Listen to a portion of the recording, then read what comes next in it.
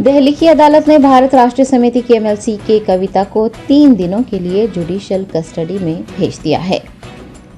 जराये ने बताया कि सीबीआई ने शराब पॉलिसी मामले में एमएलसी कविता से तफ्तीश करने की इजाजत देने के लिए अदालत में एक अर्जी दायर की थी। सीबीआई की जानिब से दायर अर्जी को चैलेंज करते हुए कविता के वकील विक्रम चौधरी ने भी एक दरख्वास्त दाखिल की थी। दिल्ली की अदालत ने कविता की अर्जी को खारिज कर दिया है और सीबीआई की जानिब से के कविता को तहवील में लेने के लिए दायर की गई दरख्वास्त पर अपना फैसला सुनाते हुए कविता को 15 अप्रैल तक सीबीआई की तहवील में दे दिया है।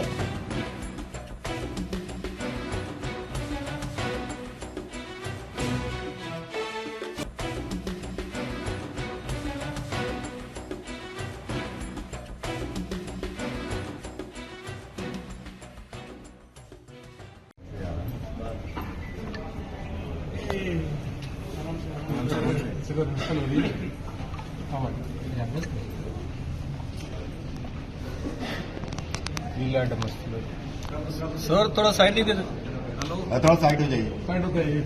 हाँ मैंने बोल दिया हो जाएगी, करवा देगा कोई। के कविता जी जय तेलंगाना मैडम, सीबीआई ने अरेस्ट कर लिया आपको। सवाल पूछताछ के बाद अरेस्ट कर लिया सीबीआई ने।